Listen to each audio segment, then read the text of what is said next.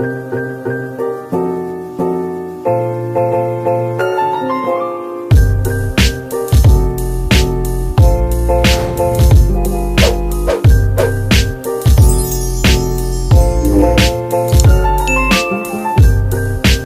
guys, and welcome to my channel. My name's Alanis. If this is your first time here, make sure you hit those big red letters below and subscribe so you'll never miss one of my videos. So today we'll be working with Love Me Hair Company.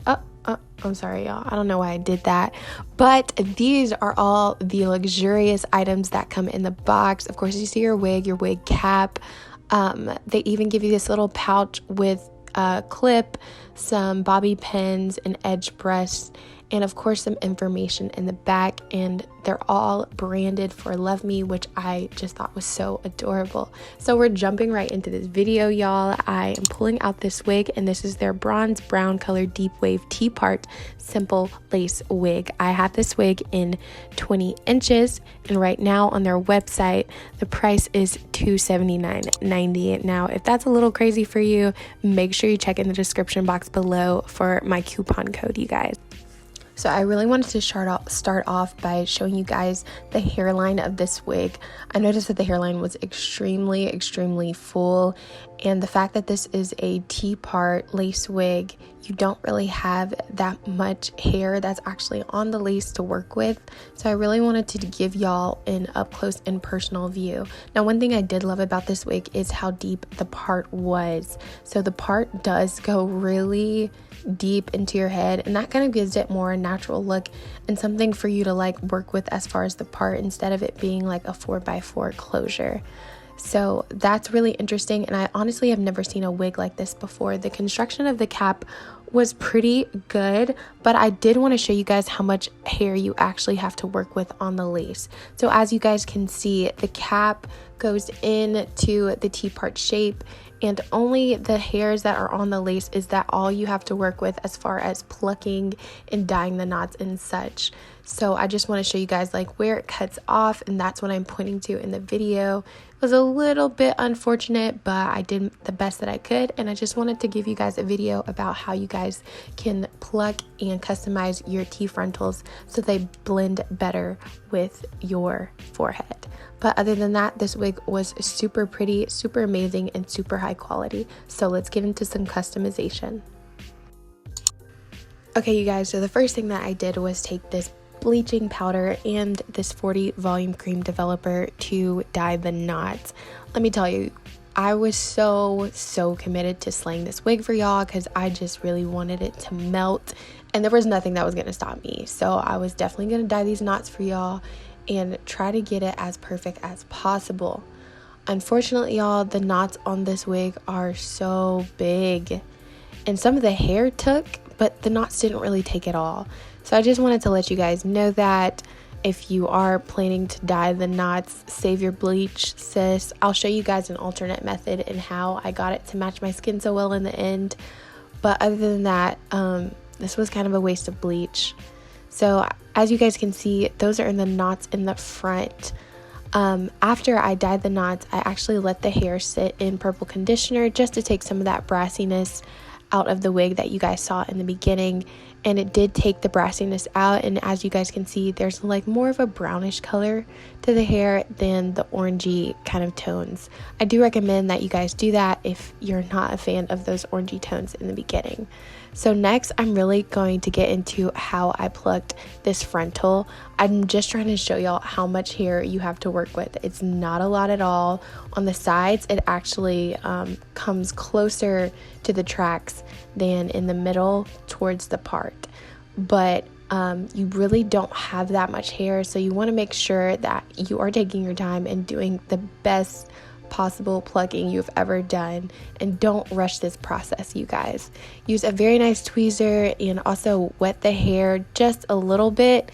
I wouldn't suggest soaking the hair because that allows for easier plucking when you have like a very dense frontal or something of that nature. But since this is the case, we don't have that much hair to work with, y'all. So you just want to go in and make sure you are plucking and moving your hands, you guys. Pluck and move, pluck and move. I would definitely suggest that you start behind the hairline. That way you won't have any like super deep or crazy holes. I'm showing you guys in real time, but I'm gonna speed it up some because this did take a while. And make sure after you're plucking that you are combing through your hairs so that you can still see the hair that you still have left. Next, I went in and I actually plucked the hairline. So for this, you kind of have to imagine how a hairline would look. And from there, you would go and you would pluck those hairs in that way. So you guys want to make sure there's not any crazy holes and you're kind of like imagining the exact front of a hairline. It's good in the fact that these knots are big because that means a lot of your hair is not going to shed in the front. So this wig will last you a while. But another thing is when plucking, you want to make sure you are going in and getting those knots out because you can pluck the hairs, but a lot of times the knots will still remain.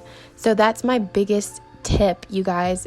Biggest tip when you are plucking this wig is that when you pluck those hairs and you're combing out those hairs, that you make sure that you went back and you got those knots out too, because those knots will still give the impression that your hairline is dense when it's really not and you're really just losing hairs. So be careful when you have big knots like that.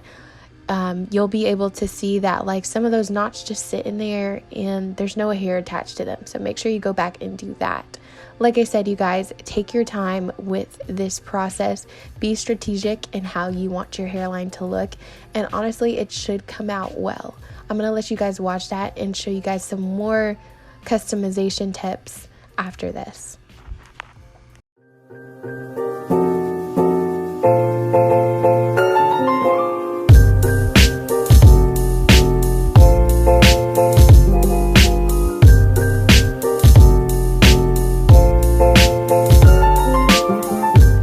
So then I went in and I worked on the part, and the part is pretty well pre-plucked. The only thing I would have to recommend about plucking your part is that you pluck in a straight line. That means for this, you guys don't have a lot of hair that covers the tracks on the sides. So you really want to pluck in a straight line and focus on getting those knots out as well. That way, if you do decide to put makeup on it, and cover your knots in the end, it'll actually look like you have a part in there. You don't have to do this if you guys already like how it looks. I did it just so it would look more laid, and I kind of like my parts on the bigger side. You can always go back in and make the roots darker because these are dark roots with some powder or with some root spray. But just make sure that you're plucking and getting all the hair out that you're focusing on when you do pluck your part. So next I went in with some wax, and this is a crucial part, y'all. This allows you to really see how well your plucking has turned out and how that hair is actually going to lay on your head. So I went in with this wax that I got from Love Me Hair from another video actually that I've done in the past. If you guys haven't seen that, make sure you go check it out. But the wax really helps to lay the hair down, and I used a super duper hot comb. You guys, let your hot comb get hot, honey, because the more that this lays down, the better that it's gonna look on your scalp. Because you do have those tracks right behind the hairline, you want this hair to lay as flat as possible. So as you guys can see, I'm really picking up the hair and pushing it against the hottest part of the hot comb, which is the back.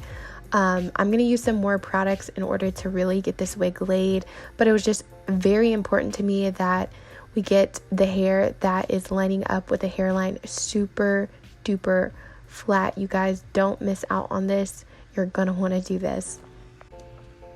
So this is how the hairline turned out, you guys.